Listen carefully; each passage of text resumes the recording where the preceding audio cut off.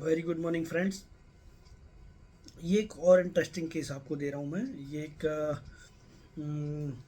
Female patient है, 17 year old. इसको ना फीवर आ रहा था। करीब 15 से 20 दिन हो गए इसको फीवर आ रहा था और काफ़ी अच्छा हेडेक होता था इसको। कोल्ड भी था, कफ भी था इसको। एलोपैथ था, डॉक्टर ने देख लिया था, बट इसका प्रॉब्लम सॉल्व नहीं हो रहा था। हेडेक तो ख़त्म हो ही नहीं रहा था, फीवर भी कंटिन्यू चल रहा था। तो अभी ये इसकी मदर है इसकी मदर है जो हमारे यहाँ मेड है, वो घर पे ही इस बच्चे को लेके आ जाती है। तो इस लड़की से मैंने पूछा कि क्या तकलीफ़ हो रही है, वहीं मैंने सामने बैठा लिया। तो इसने धीरे धीरे करके आंसर दे रही थी और जितना पूछा है अप्रोप्रिएट उतना ही आंसर दे रही थी। मैंने पूछा कि क्या दिक्कत हो रही है, बोला फीवर है।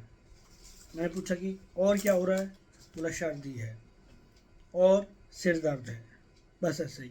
और थोड़ा हेजिटेशन में था उसको, मतलब उतने कंफर्ट नहीं थी वो मेरे से कम्युनिकेट करने में।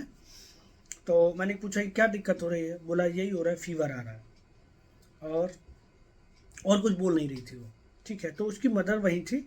तो मैंने उससे पूछा कि ये इसको फीवर आ रहा है तो अब क्या कर रही है, बोला कि इसका तो दिमाग ख़राब हो गया है, बहुत ज़्यादा चिड़चिड़ कर रही है, किसी से बात नहीं कर रही है, कोई बात करे तो गुस्सा कर रही है, और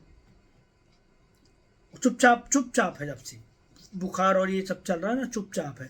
अभी एग्ज़ाम भी चल रहे हैं, उसका भी इसको टेंशन है, उसके लिए भी तैयारी कर रही है, पढ़ाई कर रही है, लेकिन ज़्यादा बात नहीं कर रही है किसी से। और कुछ बात करो तो इसको गुस्सा आता है। तो अभी तो मुझे मेडिसिन समझ में आ गए थे इतने से में ही। तो ये आपको भी समझना है कि हम इतने छोटे छोटे से केसेस, एक्यूट केसेस को तो ऐसे ही इजीली हैंडल कर सकते हैं because of mind method of course. ठीक है, क्योंकि इसके यदि आप जनरल जनरल पूछने जाएंगे फिजिकल पर्टिकुलर तो आपको समझ ही नहीं आएगा कि, क्योंकि हर बार अप्रोप्रिएट टोटलिटी नहीं मिलती, बट स्टेट ऑफ माइंड मिलता है हमको। ठीक है, तो अभी हमने इसको मेडिसिन दिया। उसके बाद जब वो 2 दिन में ही ठीक हो गई, 2 दिन बाद फीवर चला गया, उसका सिर दर्द टोटल ख़त्म हो गया और बराबर से अपना एग्ज़ाम उसने कर लिया। तो अब इसकी मदर डेली आती है। तो मैंने उससे पूछा कि उसका कैसा है, बोला सब ठीक है अभी तो मैंने अभी और पूछा, क्योंकि मुझे थोड़ा और जानना था उसके बारे में कि उसका स्वभाव कैसा है। बोला कि हाँ, चिड़चिड़ करती है लेकिन सबका ध्यान रखती है वो। इवन जैसे मैं अभी बर्तन साफ़ कर रही हूँ तो वो कहेगी कि मम्मा आप बर्तन साफ़ मत करो, मैं कर दे रही हूँ।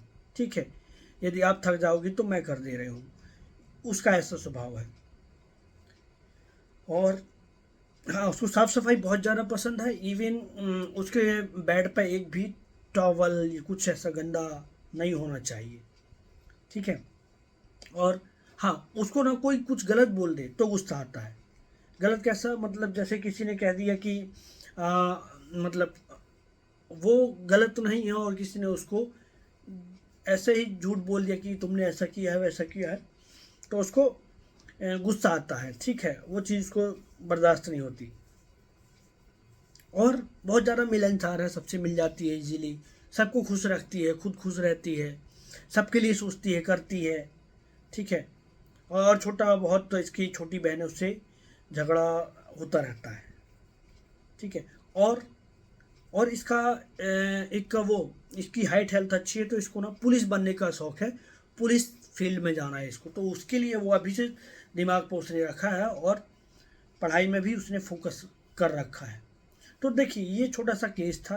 तो मेडिसिन तो वही समझ आ गई थी हमको, और आप लोगों को भी ऑफ कोर्स समझ में आ गया होगा। This is very simple simple case of nux vomica.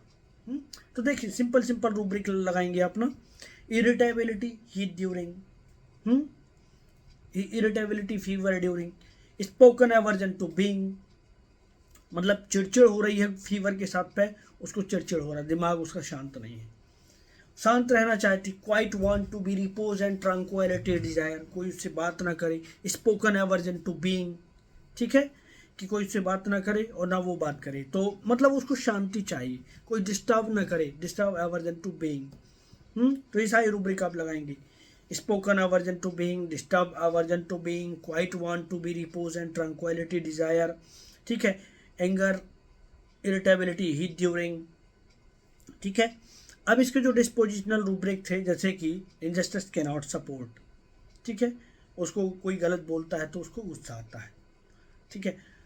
Ambition increased, उसका एम्बिशन हाई है, ठीक है, कि उसको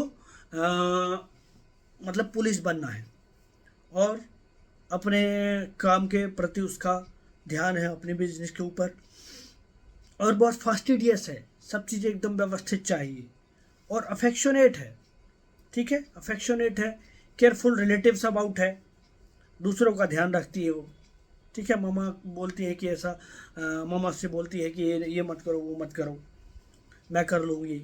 तो ये देखिए आप, हाँ, एक और बहुत बड़ी इंटरेस्टिंग रूब्रिक टिमिडिटी बाशफुल में भी नक्श भूमिका है। तो देखिए आप, इनिशियली उसने जैसे मेरे से बात करी थी तो उतना उतना उसकी आंखों में उतना कॉन्फिडेंस नहीं था, और सीधे बात कर रही थी, मतलब टू द पॉइंट। तो सीधी बात, नो बकवास वाला केस पेशेंट नक्श भूमिका होता है, ठीक है।